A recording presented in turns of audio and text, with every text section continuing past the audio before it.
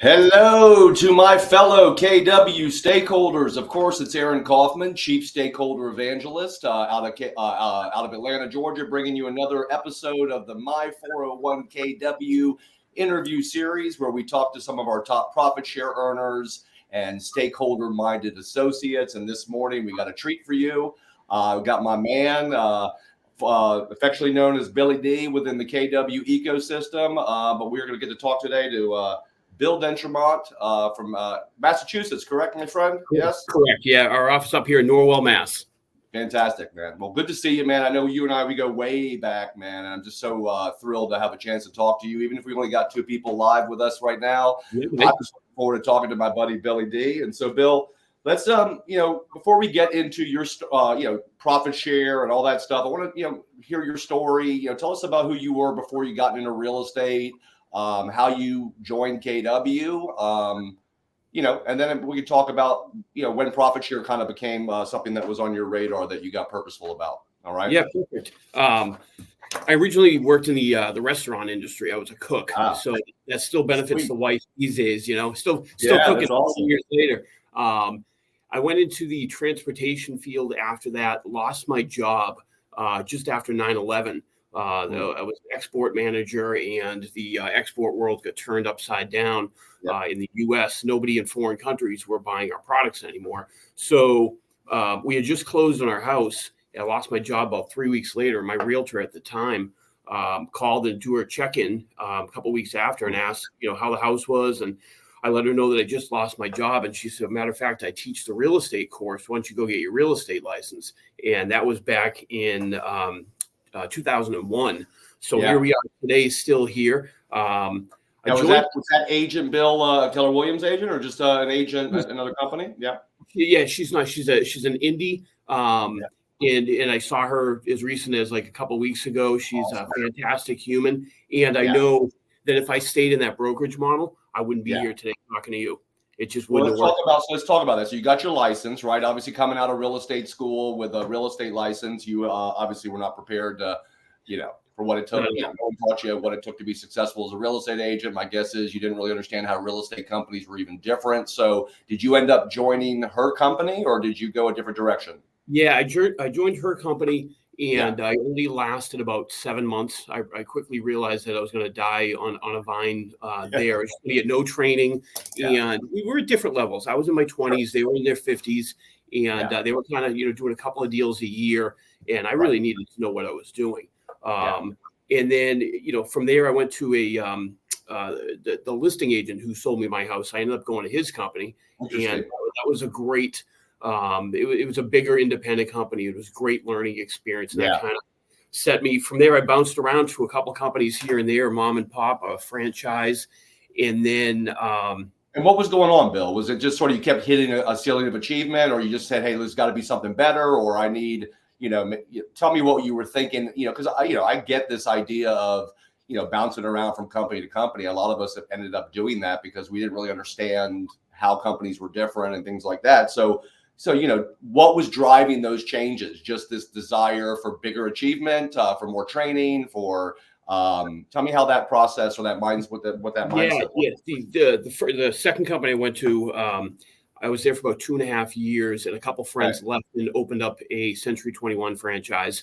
Gotcha. And hey, we're getting the band back together. We're all in our 30s. This is going to be fun. And I jumped over there, and that was in the beginning of 2007.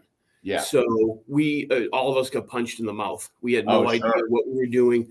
We're a bunch of early 30s, thinking we could just make our way, weasel our way through the market, and we all get hit hard, man. Yeah. And none of us knew what to do. We didn't really have any training. We were all kind of sitting around, look at each other, expecting the market just to turn on a dime, and it turned the other way. So after that, one of my other friends had left that franchise to go open up his own. I was like, all right, it can't be any worse than what I have right now. And I did that, and I quickly realized that was a mistake. Going to work for a friend just because you think it's cool. I made a couple of bad decisions, and it wasn't in the absence of value, Bill, right? In the absence of getting value at other companies, you start turning to price or to relationships or things like that because that's all you know, right? I mean, if there's somebody you would rather work with that you have a relationship with, you know, if you're not having a high level experience at one company, we might as well just go over and work with somebody you like, you know? Yeah, correct. So, sitting around, and the other thing is, that was a dark time of real estate, '06 through 2010. I remember, brother. That's what I had to go back and wait tables, my friend. Yeah, So I mean, I have many years in the restaurant business. Yeah, I had hair back then, and it quickly dissipated. Sitting around an office with one or two people, it just is not going to get it done, because you can't start thinking at a higher level. You don't have those bodies in the room, and I had been talking to Keller Williams. I actually interviewed a different Keller Williams back in 2006 for the role of the team leader, and they went through my disc and they said, "Hey, I don't think you're a good fit for the job," which is ironic. So, in the end of 2009, beginning of 2010, I did a co-broke with a woman, Rose Mancuso. I know you know her. She's awesome. Love Rose. And she was young and fired up, and I was starting to be old and haggard. And, she had asked me, she's like, "Hey, let's meet for coffee and bring your business plan." So I show up for that meeting, and I literally have my business plan on like a bar napkin, because I never knew what a business plan was. And she shows up with this binder that has every client event, different models. She's like, "Let me see your economic budget, economic model and your budget model." And I had no idea what she was talking about. And I remember leaving that meeting, kind of fired up. I'm like, how is she doing this at such a high level? She hasn't been in the business as long as I have. She's younger than I am. Like, why aren't I there? So immediately got me into curiosity. How did that meeting happen, Bill? Like, how did that actual meeting get scheduled? Was that something you initiated, or did Rose, was she calling around, or you guys had a relationship? Perfect question. We actually were co-broking a deal together. And, she was busting my chops throughout the transaction. Rose, I mean, that's just kind of who she is. Of course. And she just asked for the appointment. And, you miss 100% of shots you don't take. She asked for it. I said, absolutely. And, I still talk with her. I talked with her this morning before I get on. She called to wish me luck on this. And that's awesome. We're still really close buddies. Yeah. Now, Rose at the time was just an agent, or was she also doing leadership as well? Because obviously she was skilled enough to have that conversation with you at a high level, correct? Correct. She was just an agent at the time, but her passion for the company was something that I'd never seen from a real estate agent. And I again, the curiosity was like, wow, I've never felt that strong about a company. I've just like floated through as an independent contractor, not really feeling the love for my company. Just kind of, they're holding my real estate license. Did she talk? I know obviously she got you with having more of a business consultation, asking you questions that sort of made you realize, oh wow, they're thinking differently over at KW. But did at any point she talk about KW and how we're different and sort of who we are as a company? I'm just curious. Some people believe that, hey, you don't talk about KW, or you just talk, you just try to share value and come from contribution. I'm just curious, knowing who Rose is. Was there any little sprinkles of KW in that conversation that got you even more piqued about the company? Because obviously you were impressed with Rose and everything she was talking about and where she was coming from, but just curious. Yeah. I think there were small sprinkles, and I had been talking to a team leader, the team leader of her office. I had a couple of conversations who I had a co-broke with him 5 years prior to him. Another guy, Eric Kipnis. I know you know Eric. Eric's the man. I love that guy. He's seriously, he changed my life. And Rose changed my life by coming here. Rose did small sprinkles, but it was more so like, we have these systems, we have these tools. Every business needs those things, and I had no idea what I was doing, Aaron. There's no way I would still be in real estate if I didn't come here. That's awesome. So after that meeting with Rose, what happened? You said, I'm coming to KW immediately, or did it take a little time? After the meeting with Rose, I bet you I joined within 90 days. Okay. Wasn't much long after that. All right. And now I know you and we've talked a little bit. I mean, I think, you even said in your little, asked you for some bullet points on your bio, and you literally said in quotes, I fought against profit share, right? So talk about, because I know when I came to KW, I had a preconceived notion of what profit share was. I didn't like what I thought it was. I didn't want to hear about it in the recruiting presentation. I really wanted nothing to do with it. It felt icky to me. I didn't get it. Right. And obviously, I had heard a lot of the rumors about KW, so I'm just kind of like, yeah, I love the training and the culture, but I don't really get this other profit share thing. So talk about your impressions of profit share as you talk about your experiences with KW and what what and how how you got inspired by the company. But when you joined KW, profit share was obviously not a major factor, right? It was not. They talked about it, and it was the furthest thing from my mind because I had never really thought about attracting or having conversations with agents to come to my brokerage because honestly, I wasn't sure I was at a brokerage worth fighting for. Exactly. I love that. And I kind of had to get my feet in the door there, and start wrapping my head around the model. And profit share. This was back in 2010. And for those who only been with Keller Williams a few years, we were definitely Keller who. I mean, we haven't heard that terminology in a while, but like you go back, like nobody really knew who we were. Yeah. And I wanted to get my feet wet. I wanted to see what it was about before I could start having conversations about, because I made a lot of moves. So I would have felt, like I was contradicting in the sense of I'm bringing somebody to a company and then, I'm going to move in another year. So I also thought it was a scheme, like, look above, like, how can this really work? It's 7 levels. It feels like you said icky. And it wasn't until I educated myself on it. And once I educated myself on it, I looked at it a completely different way. Well, and let me add something to that, Bill. It's Eric was the team leader of the office you joined at the time, or was it? Yeah, he was team leader. I mean, you and I both know that every KW office is independently owned and operated, right? And not the French fries don't always taste the same in every office of KW, and that's what gets me so excited is that I think there's so much room for improvement within KW, and if we could just raise our lower half market centers up, I think we would, become the best version of ourselves. But the fact is, what had to happen first, Bill, for you to even consider profit share is that market center in KW had to back up what Rose was talking about, right? I mean, it's great to talk systems, models, and all this stuff, but if you go into an office that doesn't deliver on that training or doesn't have a culture where people are working together or doesn't have leadership that's servant leadership or owners that are abundant, you're not going to probably be inspired to attract people to KW because, Bill, you're just like me, man. You're a no-nonsense guy. The reason you're a great agent is that you commit to mastery.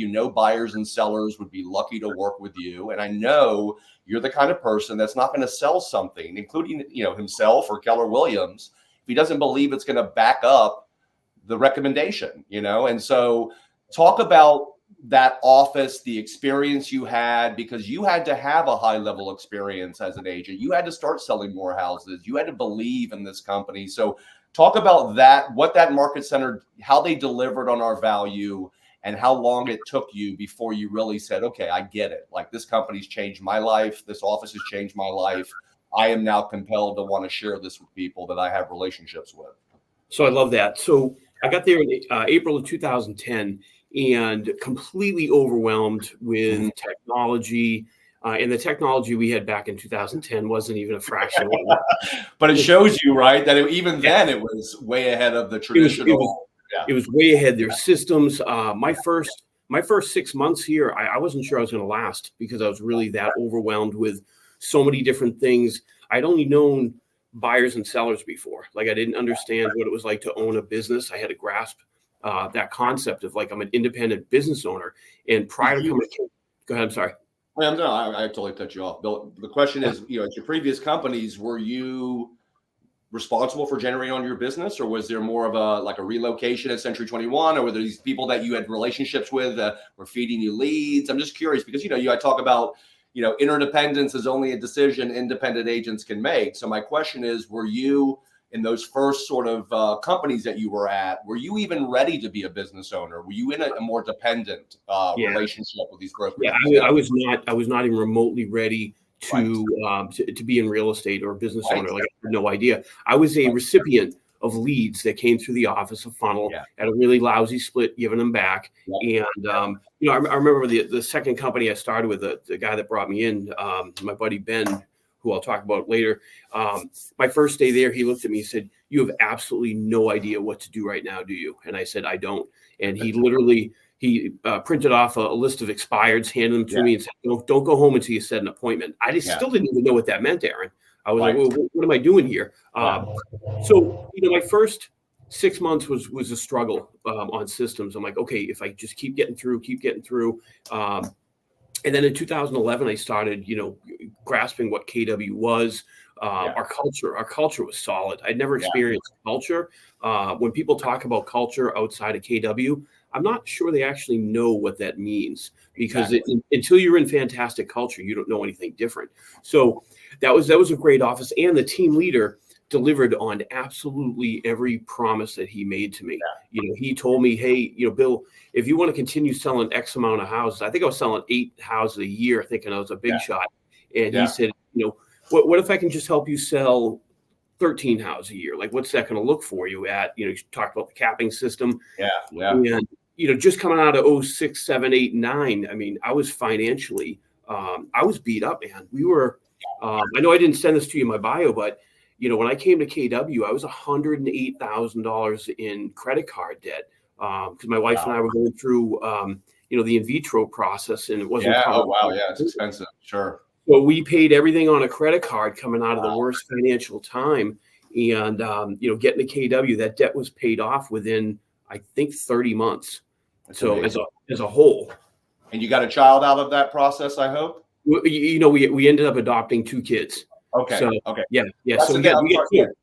No, that's the thing about in vitro, right? There's no guarantee, right? So you end up putting your credit cards up, and it's like, it's a leap of faith, which in many ways, Bill, I'm not gonna. Maybe this is a bad analogy, but I mean, profit share is a leap of faith too, right? I mean, in some ways, 100%.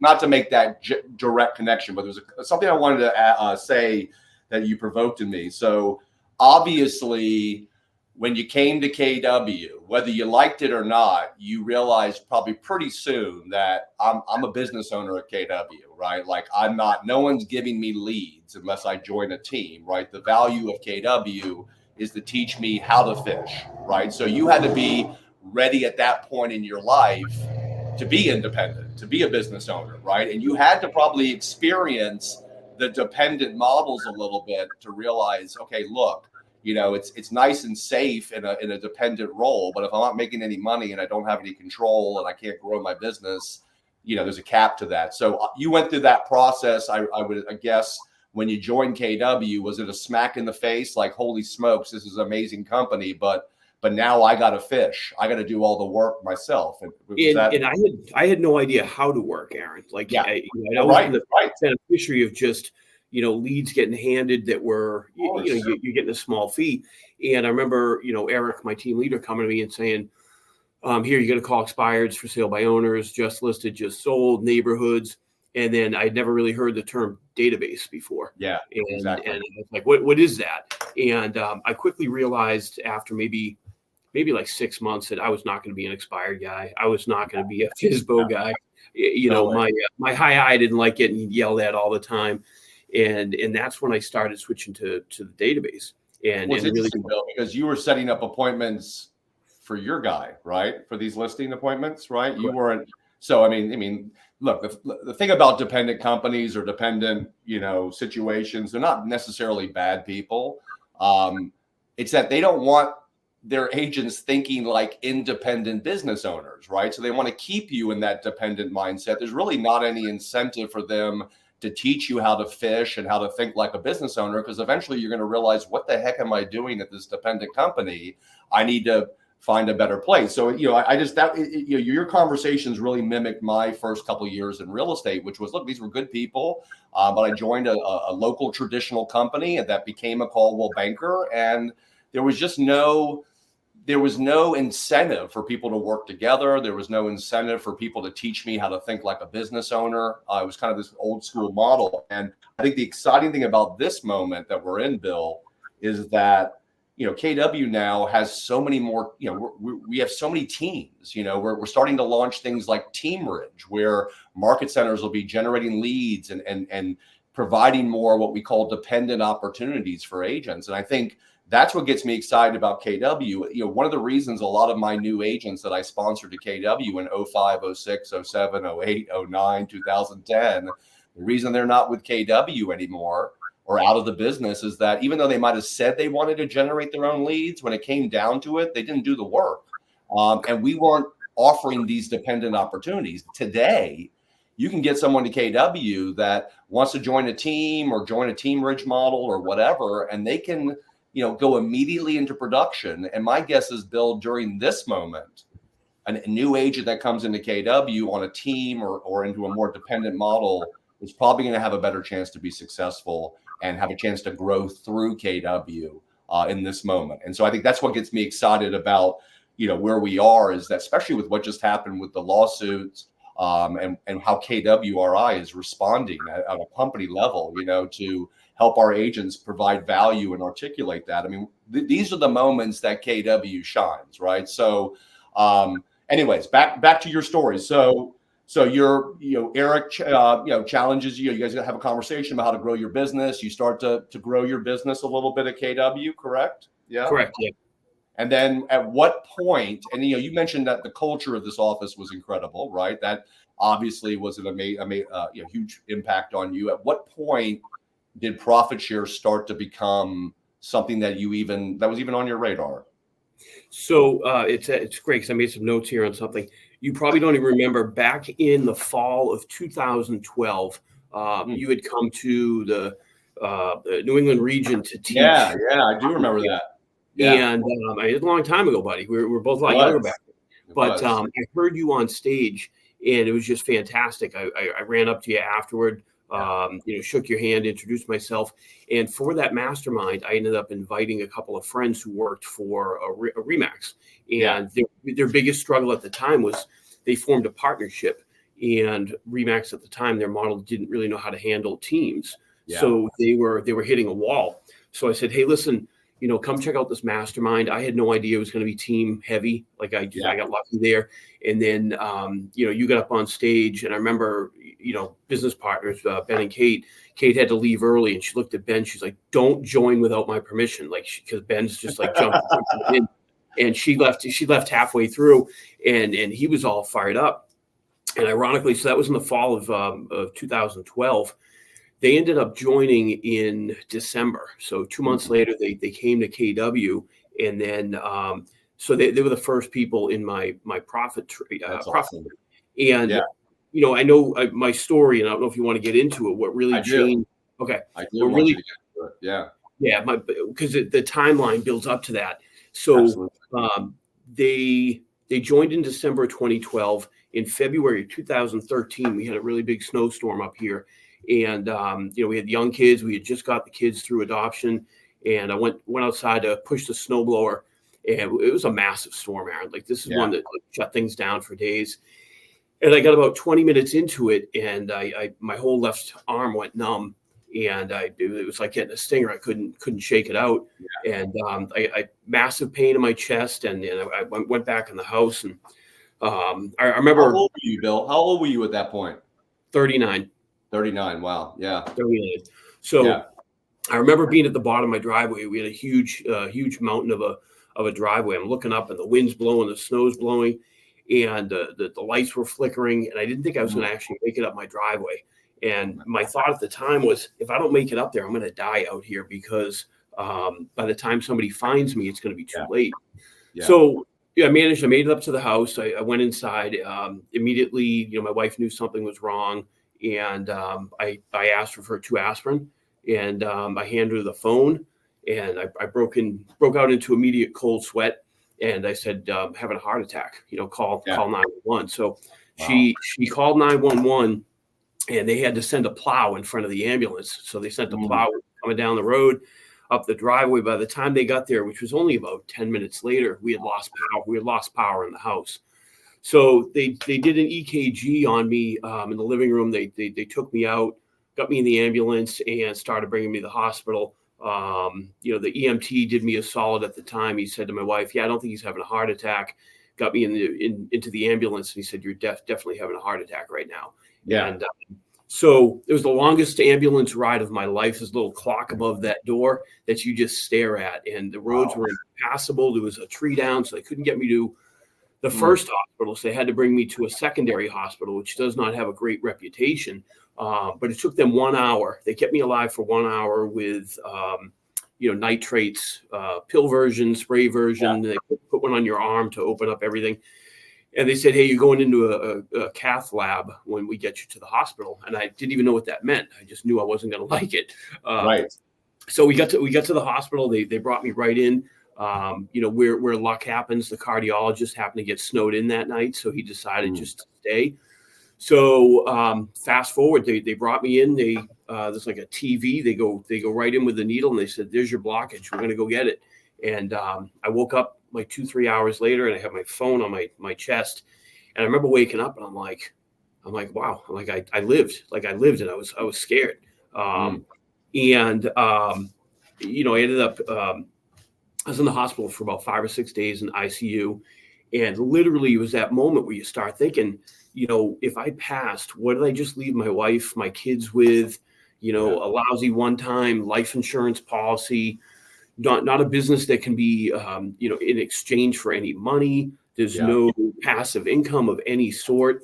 And when you're sitting in a hospital by yourself, like you get nothing but time to think. Yeah. And I really started, weighing like these are different, going to have to do different things in my life. And at that time we had that $108,000 in debt. Oh, wow. Yeah. Yeah. So I would have left my wife with a ton of debt, a lousy life insurance policy, and single mom of two boys under the age of 5. And so it was kind of at that moment. I always remember back because it was truly like a defining moment. Ironically, that team that my heart attack happened on February 8th. I got out of the hospital. I was at home for a couple of weeks. And February 21st, this little thing called profit share comes out, and I wasn't even paying attention. But I clicked on it and it said, you've made $95 from that one team, that I recruited 2 months before in a conversation. And I was like, $95. I'm like, that's more than I had last month. Yeah. And that was a defining moment for me to start thinking about profit share. What a powerful story, Bill. And thank you for being vulnerable and sharing that. I didn't understand. I never knew the whole story. I mean, that's just unbelievable. But what I hear from this conversation is, we always say, Bill, when the why is big enough, the how will present itself, right? And not that you had to have a heart attack to see the light around profit share, but it certainly accelerated your desire to build a legacy worth leaving and to build some profit share. So, I always tell people, there's really 2 whys around profit share. There's your own personal why. Okay. Do you want, are you going to be intentional about it? What are you doing this for? But the other why is you got to believe in KW, right? Because, it's one thing to be able to make money. Everybody can make profit share. Everybody can make passive income, but we know that so few of our associates are purposeful about it.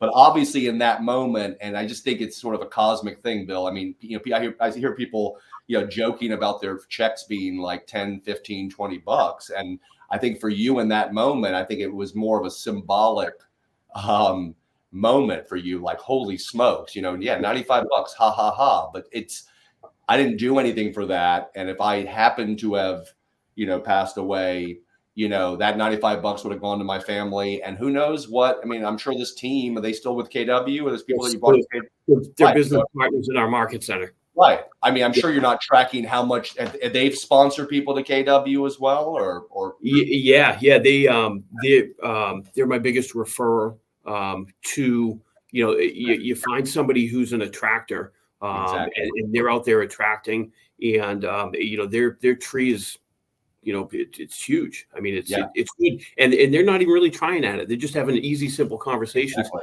It's the best company there is out there. Once you talk to our team leader, and that's all they're saying. It's working for them. So, Bill, $95 has turned into what lifetime earnings for you? So it's just under 150,000. Right. I hit 100 pretty quick. Last couple of years has been a little bit slower, and that's just perspective. You and I have had conversations, and I'm super transparent. Love me or hate me, and at first I was a little bit negative about it, and then I started thinking about like how can I help? If I bring in more people and all these market centers become more profitable, like we all win again.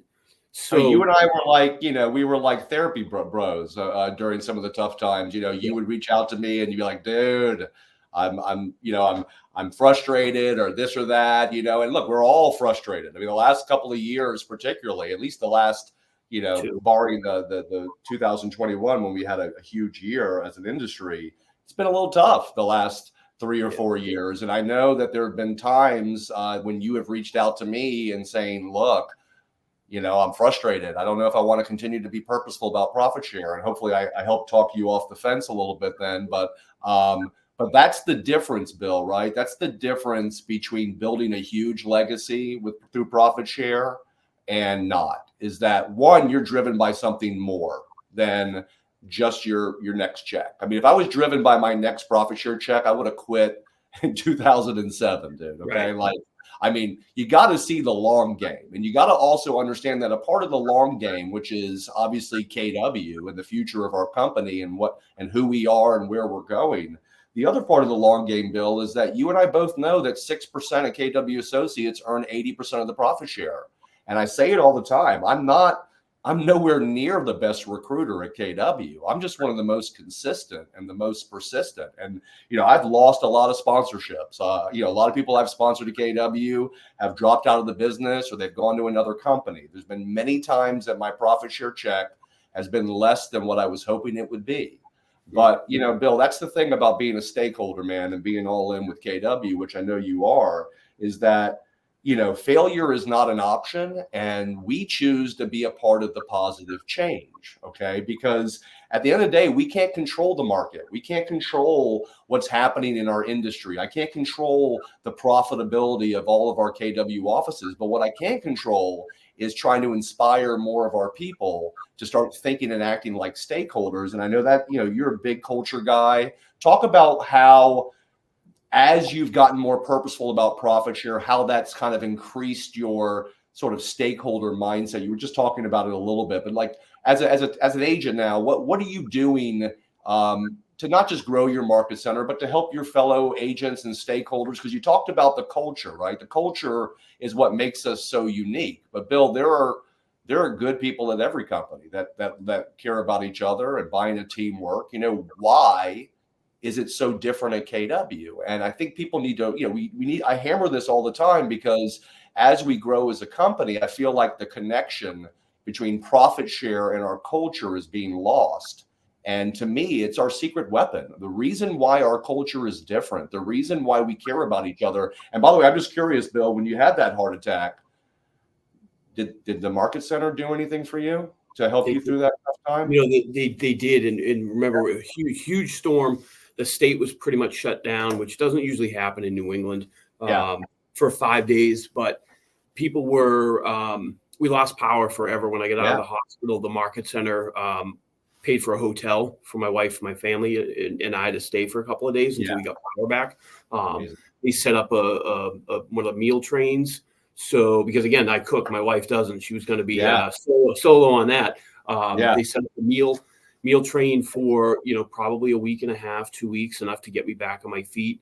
We were just in process of launching a new market center, which we had launched on February 1st, that I was moving to. My OP presented me with an opportunity saying, hey, if you help build the company to Y, we'll get you to where you want to be, closer to my home, better opportunity. And, I felt bad because I couldn't go back to my old office, couldn't go to my new office. And a little bit of a transition, but I had made it. But the market center really, they stood up, and we continue to do that now, because I've been on both ends of this, and you had mentioned something about what's different. Like, we care.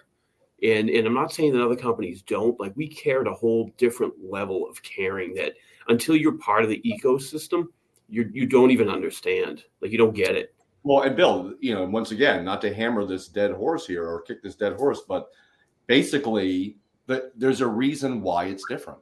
Okay, there's a reason why it's different. We're all stakeholders. Okay, Bill, you and I are financially vested in the success of each other and everybody that's in our downlines and in their market centers too. Right? There's a reason why I do what I do. My downline is in 300 Keller Williams offices. Okay. Unfortunately, many of them right now are having some issues with profitability, but there's a reason I spend my life and dedicate my life to growing KW is that I have a huge financial investment in this company. I am vested financially in the success of everybody in this company, not just the people in my downline. So look, that's what we need to get back to when we're talking about KW, and why, I asked the questions like, hey, when you joined KW, obviously profit share wasn't on your radar. But the fact is, did we talk about how profit share is the catalyst for our culture, right? I mean, like, these are if we don't tell our story, right, to people that join our company, who is going to tell these stories to them, right? So we want, I think that most people in KW, based on what I can, after traveling around this company for 12 years, it's like, 80% of our people don't even know why we're different, right? Yeah. And growth is messy, and I think we went through a huge growth spurt, and I think we didn't do a great job telling our story during some of our biggest growth times. So look, dude, you were like me, man. This ain't about your next check. You're building a legacy for your kids, right? Your wife, their kids, right? You care about protecting this legacy, right? Don't you? Yeah. Absolutely. It's funny. Whenever I meet with, any potential people coming to KW, one of my first things I say, and I probably heard it from you, was if there was a better company out there, I would have already been there, because I know all these companies. I know everything about them, and I've been here for 14 years.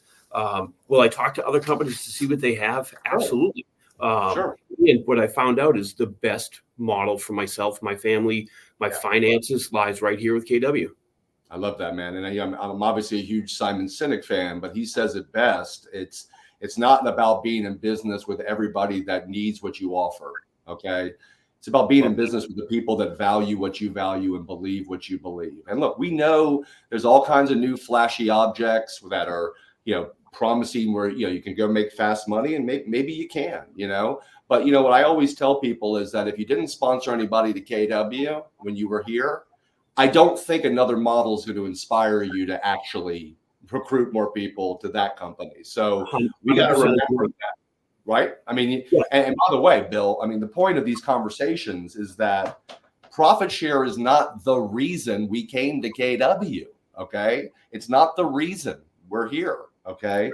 So at other companies that are promising, hey, you can make more in rev share versus profit share, the bottom line is that's like number 8 on the reasons we're here, right? Is for the profit share. What I'm here for is the culture that comes out of being a stakeholder, a real stakeholder in a privately held real estate company, where agents are vested in a true common goal, where people have an incentive to work together and care about each other. And Bill, there's 2 words coming out of my mouth these days, and I think the more we head into this shifting industry, I mean, this moment is insane. The more these 2 words, I think, are going to need to be shouted from the mountaintops. And that is purpose and community, dude.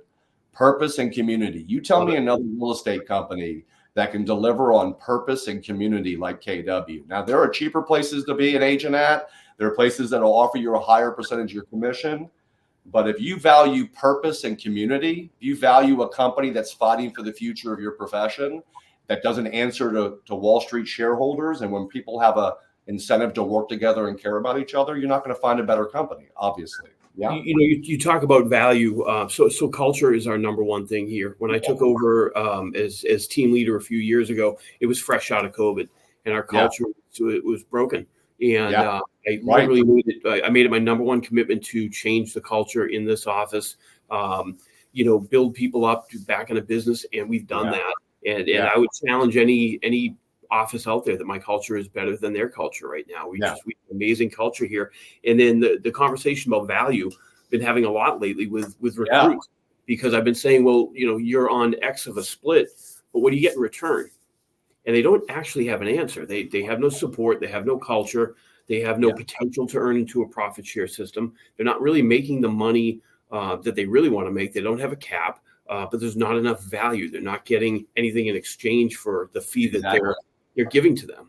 Well, isn't it funny how this conversation sort of parallels the moment with agents now having to redefine their value and communicate it to buyers, particularly. Like, I mean, it's the same thing with Keller Williams too, right? I mean, and dealing with agents. I mean, agents don't even know what the value of their company is. And, you know, the analogy I love to make is that an agent who only cares about what it costs, what they get, what their splits are versus where they're going to do more business and net more money is kind of like a seller who only cares about what your listing commission is versus how much money is in their pocket at closing. And I think the same mindset, Bill, you have with buyers and sellers, certainly buyers in this moment moving forward, my guess is it's the same kind of mindset you're going to have with potentially attracting people to KW, right? And the conversations you're having with other agents, particularly in this moment. I mean, call me crazy.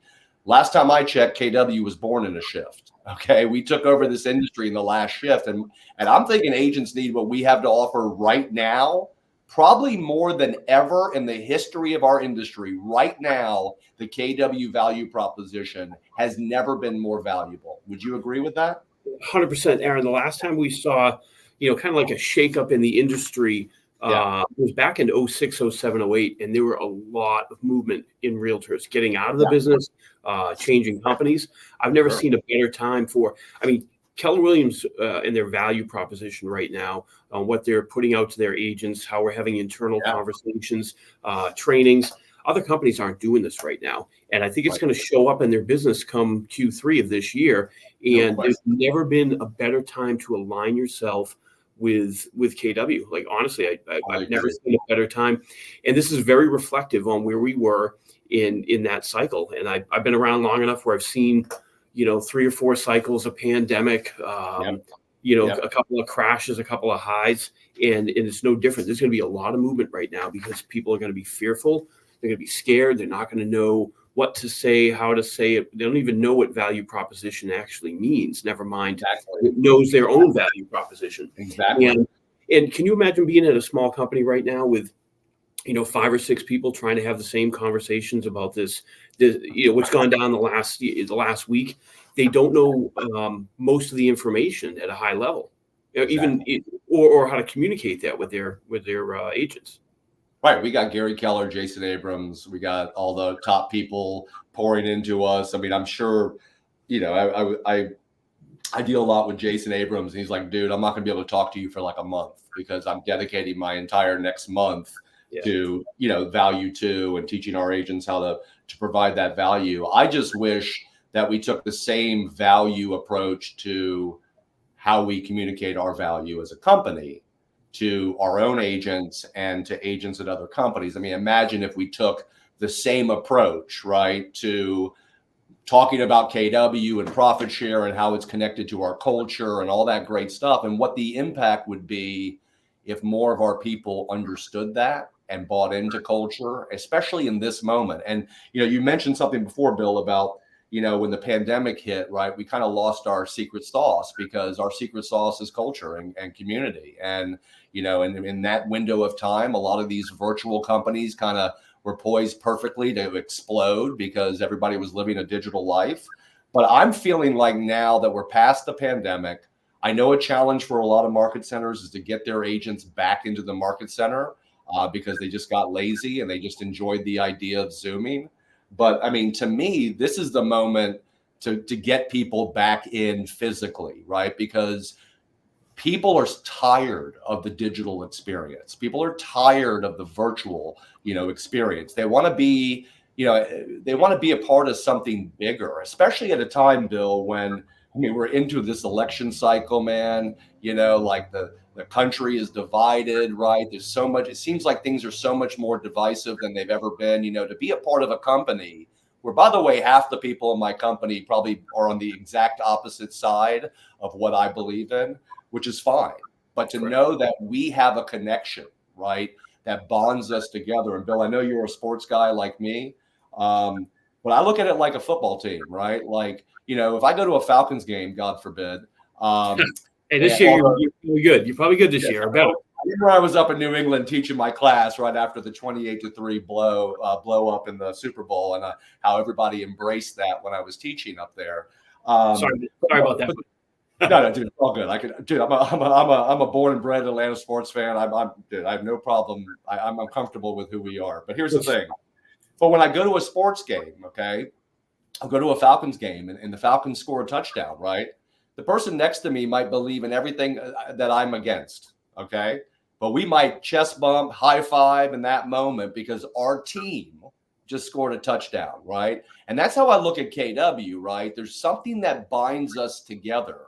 And, Bill, the cool thing about KW is we're now in 50 something countries, man. We got 185,000 stakeholders on this planet that are actually vested in a common goal, right? And who are sharing global referral business, they're masterminding, they're helping grow the company. And I just want people to understand the unfair advantage we have at KW if we're willing to buy into it, is that this is not, people at other companies are not working together.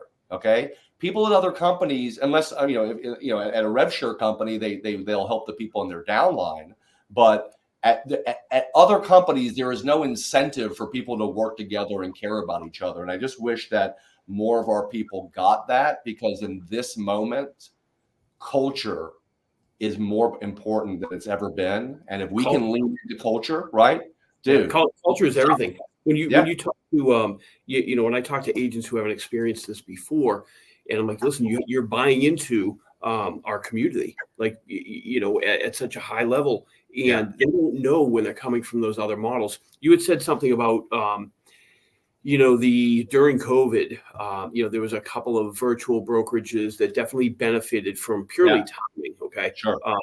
And I had spoke with that virtual company, and there was not a thing of value that I felt, being locked into a virtual world where I couldn't work directly with agents in an office for them to make me better, for me to make them better, and to just collaborate. These conversations that we're having here and about the whole NAR case, not everybody's having those conversations right now.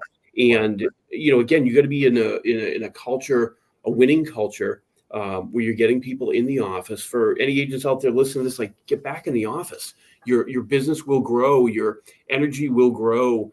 Your business is going to grow. Like, everything's going to benefit and get into profit share. Well, and Bill, talk about, even the emotional support, right? You and I, we've given each other emotional support over the years through some of our conversations. But look, in this moment, people are hurting, man. People are scared. People don't know what's happening next. And, sometimes culture and those kind of fuzzy, feelings, they don't show up on a spreadsheet when agents are just concerned about selling houses. But the problem is, if you don't have culture and training, you ain't going to sell any houses in this. You're not. And going back to the COVID times, is I decided to work from home for a while, and I tell you, I went into a dark place, and I didn't like it. It changed where I was financially, mentally, physically, and it really hurt. And I realized, people from the office were calling me saying, "You got to get back here." Like, exactly. Just, get dressed, shower, come back in the office. Yeah. And it was a good year. I love you, man. You're a culture. You're the guy. You're like me, dude. Right? It's just in your nature to be. When I was in the office, and launching my website, I was still the guy that was helping people carry boxes up from the parking lot, making sure the lights were off at the end of the day, and things like that. Nobody's stealing toilet paper from my market center. Just in my nature to be that way. And I think oftentimes we just assume that people at KW, that our agents understand why we're different. And I think getting back to the basics on that is the key. Because here's the thing, man, the reason, one of the reasons some of these virtual companies got a leg up was because, they were poised perfectly for the pandemic. But the other reason was a lot of our market centers weren't delivering on our value proposition at a high level. And in the absence of true value, price tends to be the conversation, right? And so, in this moment, Bill, I just want to reiterate this again, man. I feel like a lot of people are not talking about profit share these days because they think it somehow exposes some inadequacy in Keller Williams as it compares to maybe a revenue share model. Because look, let's get real. In a shifting market, you're going to make more money in a revenue sharing model than in a profit sharing model. Of course, if those agents are actually selling houses, because they're not getting a lot of training and support. But here's the thing. apples to apples in a moment like this, you have an agent in your first level at a KW office versus a revenue sharing company, you probably will make more money in this moment off of a revenue sharing company. Obviously, the bigger conversation is what's the long game? Will that agent be in the business in a year or two? But the other side of where I'm going with this, Bill, is that if we don't talk about profit share, right? If we don't shout conversations around profit share in this moment, how in the heck are we going to be able to verbalize the cultural value of Keller Williams when it's tethered to this true incentive? So I just want people to be careful about not talking about profit share right now, because maybe your market center is not very profitable. Because how in the world are you going to communicate our culture to your own agents and to people that are looking at your office if you're not talking about the catalyst for the culture, which is profit share? So do you have a thought about that? Because I just find that when profit share is down, and by the way, we did give back $100 million last year, so it's not like it's way down. But the point is, so I do have a thought, and really, when we're having conversations with these agents about attracting to Keller Williams, it's not about profit share. It's about, Aaron, I think that based on knowing you, that you could do a lot more business in our office with the leadership, the training, the culture, and everything else we have. That's why Rose believed in me. She's like, great, you're doing X amount of business there, but I feel like you can do Y amount of business here. And I think we have to explain that to the other agents from other companies. The profit share is going to come back. I mean, the numbers are, there's still people out there right now getting huge checks on a monthly basis. And it's not far away for guys like us. I think the worst is over in regards to that. And I think there's never been a better time for somebody to take a step back and look at their business to see, to look at the Keller Williams model. And agents in here, what I found from agents that I brought in is if I help build them up and build their business and they experience growth, and they've already been with another company, they know they didn't get that there. They know they didn't, then they can start to talk about culture and, how they doubled, tripled, quadrupled their business inside of, 3-4 years here at Keller Williams. And then those are the people we need screaming from the rooftops. We need to get everybody. The best way we can deliver it is for all these agents that come in, teach them how to run a bigger, better business, how to value themselves, how to build a database, and then how to go out and prove to our competitors. Because if we bring somebody on and they blow up their business, the other realtors in the community see it. They're like, what is that special sauce that we're seeing over there? And if we're selling more homes with our model than our competitors are watching, whether they communicate it, whether they like it on social media, whether they comment on it, they're looking at it, Aaron. And like yourself, I love being a disruptor. I loved hearing that. I'm definitely an HR nightmare and out there in the world, and I'm okay with that. It's who I am. It's everything that I'm about. And I'm not afraid to have these conversations with agents outside the walls or inside the walls. I love that, man. The virtual company, in my opinion, the next couple of years is going to take a big hit because agents are going to need that office environment. They're going to need support. They're going to need other people going through it in the trenches. And I don't want to just communicate through Facebook Messenger with these people or, a virtual world online. Like I want to get in a room with a whiteboard and start having conversations about how we grow together. I love that, man. And look, it takes a village, right? I mean, you might be in a market center with great owners and great leadership, but if your top agents aren't showing up and buying in, right, it's hard to deliver on that. And it also goes the other way. You could have agents that are excited about, KW, but if the leadership and the ownership are not on board, right, it's hard to deliver on our value. And that's what I love about the moment we're in, Bill, because I heard a great saying from Diana Kokoska many years ago. She said, you got to get people into pain to create change, And look, the growth initiative was a great thing for KW, but sometimes when you grow so big, so fast, it can be a little messy. And I think, KW has felt a little bit of pain like a lot of real estate companies have over the last 5 or 6 years. And I think we felt a lot of pain because we went from being the hunter to the hunted. And when you're on top and you're a rocket ship of success with no competition,